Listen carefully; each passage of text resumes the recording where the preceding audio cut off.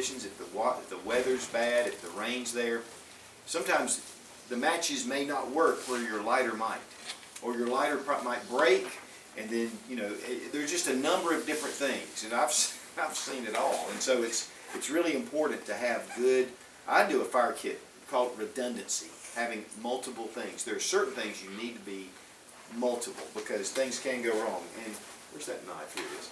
This is a little, like my fire, little knife. It's a fixed blade knife, and in here has a little fire steel. In fact, it's clipped in here, but it'll pop open and you can strike it, and so it's a two-in-one tool. And the other thing about fire steel is that it will last and last and last, whereas your matches may run out, and your lighter will run out of fuel, and your fuel tabs may run out, but you've got this. So having just a good way to start fire. And one thing, I try to have a little fire kit. But I want to tell you, and I want to get a little bit more in depth, maybe I'm pulling ahead, but make sure that you try out your gear. You know, if you get a Katadyn pocket filter, or I have the Hiker Pro, if you take that, go out and use it and see how it works, because do it when you're calm and you're at ease and you're able to learn. If you are stressed out and you're thirsty and you're like, I've got to have water, and you're trying to figure it out, you can be very impatient. You may not have eaten that much, and you may not be able to absorb it. So really, get your gear out, get your fire starting stuff out, and try it out. Yeah, he's talking about building a kit. All this small stuff, it's nice to get a little bag so you can keep it kind of together and organized. So Maxpedition makes a lot of really nice bags so you can kind of put everything together and keep it organized. Even something as simple as like the little fly fishing tackle boxes, you know, just a way to keep everything sorted so you can get to things quickly when you need to. That's definitely a good idea. Water storage is important. Filter's not all that good, or not all that useful. If you don't have a way to actually store the water, you gotta have something to put it into. At the most basic level, you've obviously got Coke bottles and things like that, so you got your empty Coke bottle, keep that in your car, just a way to filter the water into something. But you know, a little bit nicer, you've got the Nalgene's. We really like this one because it glows in the dark, so you've got an additional use for it. And then at a little bit higher end level, you've got like your clean canteen, your stainless steel bottles, so they're super durable. You can boil water in them, you can put them in fires and stuff like that. And this is something that I personally take backpacking, because when you have the filter, a lot of people will filter water, you know, go down to the water source, filter water until you're into your mess kit or whatever. Then you go do it again when you're cleaning, and you go do it again when you want to drink some water. You got to do it 4 or 5 times. You get something like this, you go do it once. So you fill this thing up with filtered water, and you're good to go for the rest of the day. And in these kind of situations, you know, with your family or something like that, you can hold a lot of water in this. And you've got the handles on here, so you can tote around 4 liters of water in something like this that doesn't weigh a whole lot, and it'll just slide right into your pack. So it's something that's good to have. Sleeping bags. So we talked about all the essentials, you know, down to the family gear. Now we're starting to get into the stuff that's recommended. You know, at the very least, try to get those essentials. The recommended stuff, if you want to have your fully thought out, everything that you can put in their bag. There's always more stuff that you can put in here, but a lot of this stuff is good ideas if you want to go a little bit further. Sleeping bag is something just nice to keep in your vehicle, because we talked about the escape bivvy, but maybe having something a little bit more comfortable, a little bit nicer. And big question we always get from customers is what's the difference between your down and your synthetic sleeping bags? Everybody always hears that down is no good when it's wet. And that's absolutely true. Synthetic will still insulate you when it is wet. It's super uncomfortable. All you have to do, and this sounds really simple, and it is, just don't get it wet. Keep it in a dry bag. When you open it up, do it underneath shelter. It really is that easy. Just don't get it wet. And then you can get something that's super lightweight. That's a 32-degree bag that is admittedly pretty expensive, but it's small and light. They last a really long time. It's comfortable. It'll keep you warm. Versus a synthetic, you know, your low-end Walmart synthetic, they're this big. They take up your entire pack. And the shelf life, not shelf life, but the life of a sleeping bag when you're using it is only about 2 to 3 years for synthetics. As your body oils start building up in there, the fibers start breaking down, and down has about a 10-year life. So something to keep in mind. People always ask us the difference, so I thought I'd throw that in there. Writing, it's always a good idea to be able to keep notes. You know, maybe someone's giving you directions on how to get somewhere and your phone's not working, or you have a bad memory like me, and it's a good idea to be able to keep notes or even leave notes. You know, leave a note on your car, please don't tow me, that kind of stuff. So we have Write in the Rain notebooks on there, and we have one of these for everybody. I don't know if any of you guys have ever gotten one of these for you, but we have plenty of them. If you don't have one, let us know. We'll we'll give one of these to everybody, so you'll at least have a notebook to get going. And they also make pens that'll write on it. And if you've never seen one of these before, my brother owns a construction company, and he literally writes in the rain. I mean, he's out there taking notes on job sites, and the water just sheds off it. It's a really cool product, and it's good to have just on a regular basis, let alone in an emergency. Food prep. What type of ink writes on that? Regular ink? So anything will write on permanent? it, but if you don't use the Write in the Rain pens, it can wash off. So it can bleed off and get all smudgy. If you use their pens, then it's on there. Fisher Space Pens work really well. Write in the Rain pens actually are Fisher Space Pens, but it's a different formulation of ink. So it's specially made to adhere to their Write in the Rain pads really well. Lead pencil? It'll work. It'll work, yeah. It kind of smudges around. Some. It's basically like a wax-coated paper, or I'm not sure what they coat it with, but something like that. So it kind of smudges around when you write on it. Food prep. So we talked about Cliff Bars and peanut M&Ms and stuff like that. Sometimes it's nice to have a hot meal just for morale or warming yourself up. So there's different ways to get your backpacker's pantry and those kind of meals warmed up. At the very most basic level, it's hiding around here somewhere. You got this Esbit emergency stove that just has 3 solid fuel tablets and a metal stove that basically folds up into itself. And you can use this to heat up water or boil water in the right circumstances. And these cubes burn for about 12 minutes. This is $5. So it's a super simple, super inexpensive way to do it. On the higher end level, this is what I use. I always call it the lazy man's dream because it's so easy to use. And it'll boil 2 cups of water, which is your standard backpacker's pantry meal, in about 2 minutes. I think it's 2 minutes 25 seconds, or 2.25 minutes. So it's really fast, it's really efficient, and you take one of these fuels, or even a couple of these fuels, and these burn for 60 minutes. So you can get something like 23 meals out of a single one of these. So we actually had somebody request that, if you guys haven't signed up, I don't know if we have the clipboard going around, but we're going to be doing more classes like this in the future. One of the next ones we're going to be doing is similar to this, but for the outdoors. So like I said, a lot of this stuff isn't considering size and weight. That one will absolutely be considering size and weight. I have my, so this is my kit for when I go backpacking, and it has all of this stuff in a smaller and lighter size. Obviously it's not going to be as good or as comfortable as a lot of this, but size and weight is a lot more consideration when you're going backpacking. So if you guys are interested in that, we'll pass around a clipboard. We're going to be doing classes like that, how to fit and pack a backpack, and first aid and fire starting and all that kind of stuff. But anyway, yeah, if you want a really good way to heat up your food and your water, jet boils are amazing.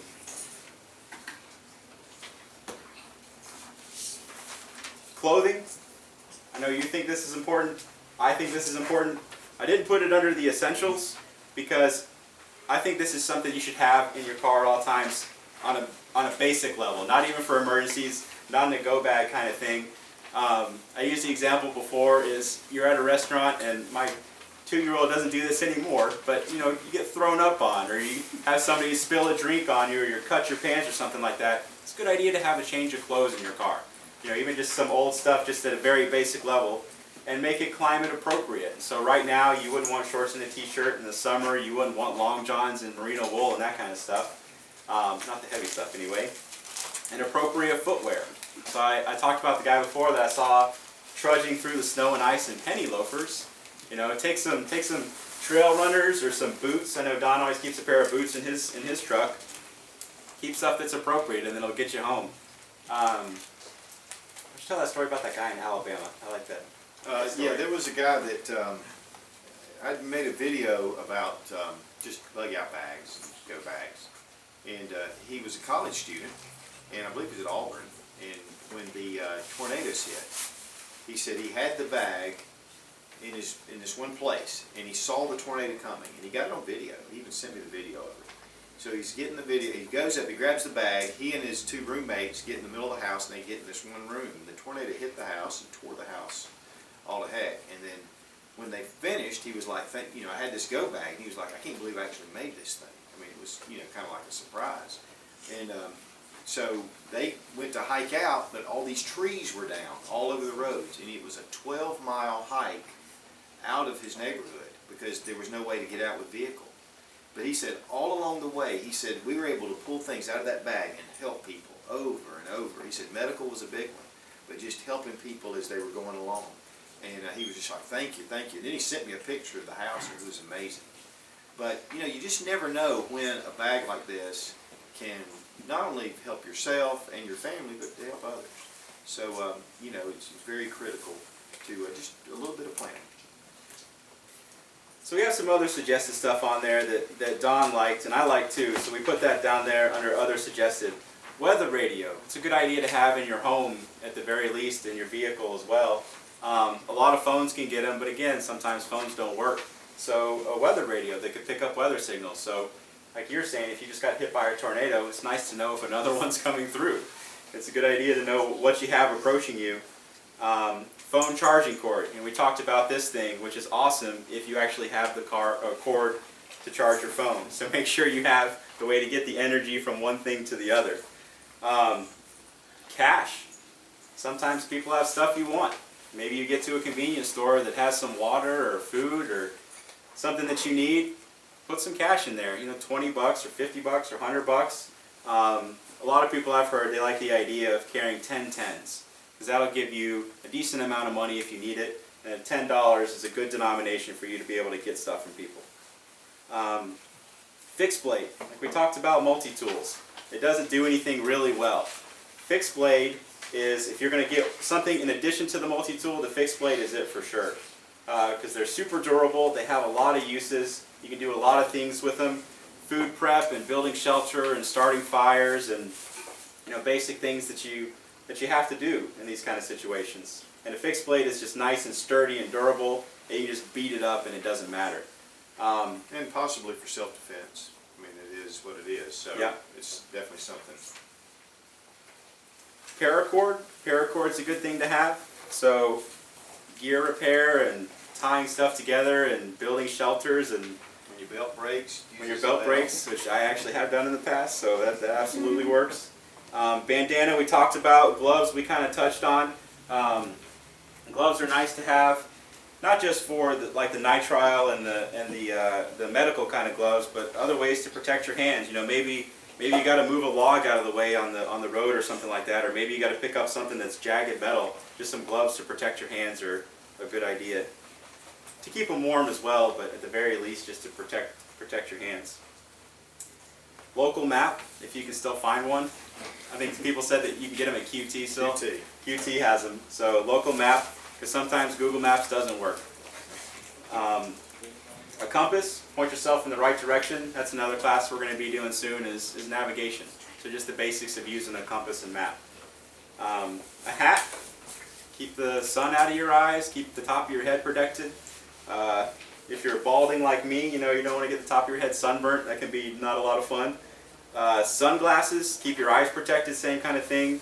Sunscreen, bug spray, keep the sun off you, keep bugs off you. Sleeping pad to keep yourself comfortable. This is something that someone mentioned in the last class was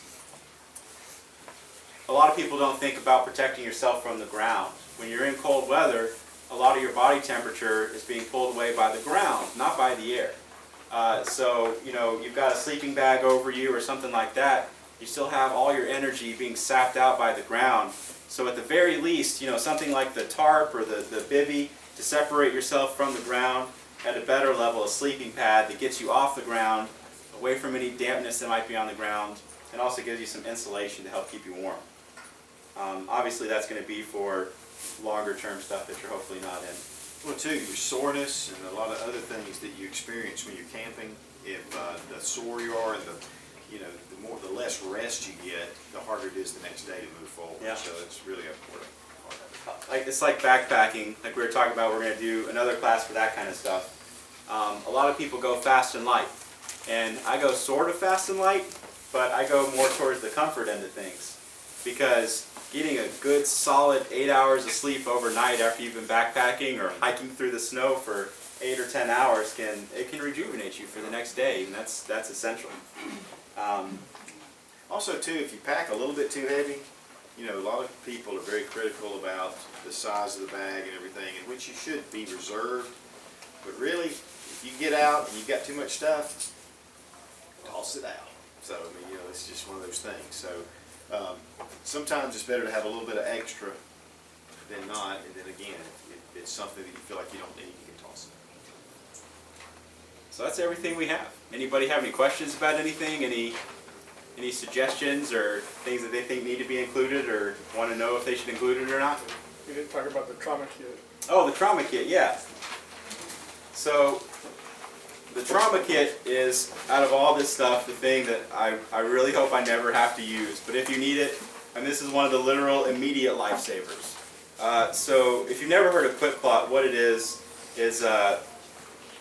you stick it in a bleeding, gaping flesh wound, basically. So you cut your leg on a jagged piece of metal or something like that, and you need a way to immediately stop the bleeding. It's a sponge that has this powder in it that you shove it in there and it immediately stops the bleeding. Really big for the military. They've used this a lot. And the trauma pack has quick clot along with gauze to basically keep it in place, and some stuff to clean the wound and stuff like that. So yeah, I hope you never have to use this, but if you need it, it is a lifesaver. Anyone else? You guys are not very inquisitive. Extremity use only on the quick one stuff though, right? One use only. Extremity use Oh, only. extremity use only. Yeah. They actually have a product coming out that is gauze. So there's gauze that they have that has the powder in it. So if you slice your finger open or something like that, you can just tear off a little piece of the gauze, wrap it around, stop the bleeding in that place without having to, you know, shove something into you. And originally when this came out, there was some second-degree burns possible with it, and they reformulated it, and so they're using it, and it's good stuff. If you have a strong stomach, look at the test for it on YouTube. It's pretty nasty, but what they did is they got a bunch of pigs, and they cut open their femoral arteries, and they let them bleed for I think an hour, not an hour, I think it was 3 minutes or something like that. And they took all the different products on the market and just dumped them into the wound, the powders, and quick clot was the only one where the pig survived. So, That's good. yeah. It'll keep a bleeding pig alive. That's like a pig. Yeah. Any other questions? Or? Yes, sir. Another viewpoint on trauma kits that I'd never thought about until I heard somebody talk about it was not only is it good for you to use on somebody else, you might get injured and there might be a good Samaritan or an EMT that doesn't have a bag with him, that he can use it on you. Absolutely. So, Absolutely. That's kind of like we were talking about earlier. It's great if you have all the stuff and you have the skills, but the people around you need to know it as well. That's one thing that's nice, even at the most basic level of the survival medic kit, is they're good about including contents and instructions and stuff like that. So even if somebody doesn't have the knowledge, they can have at least a very basic idea of what to do with the things.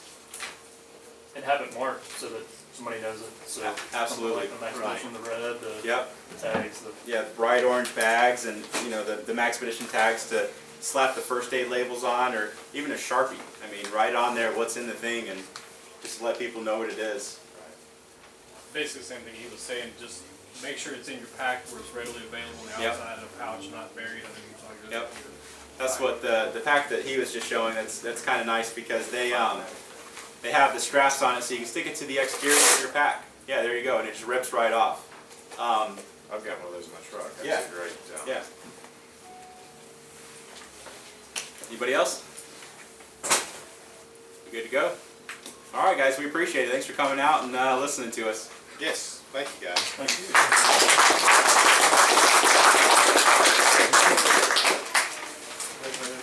Yeah, just like learn stuff. Basic. It's a cool little kit. It actually has a surprising amount of stuff. So you got the emergency blanket, fire starting compass.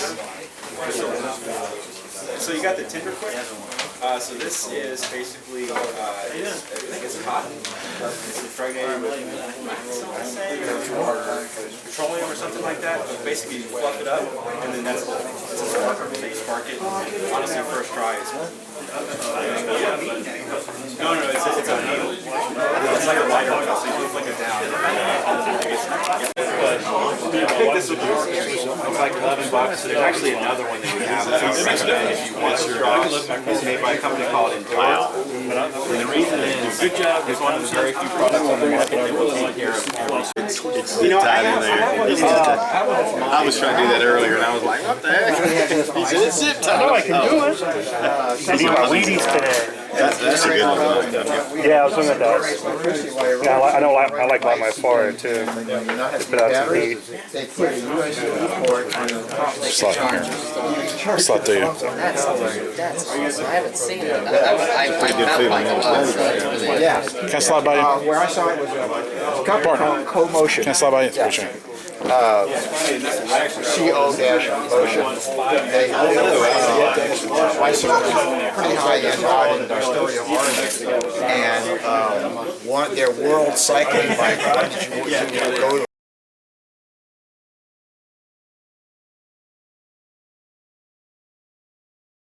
Recommending his hand is something very Red Bull, official sponsor of Soups Zero. versus I carry a small little.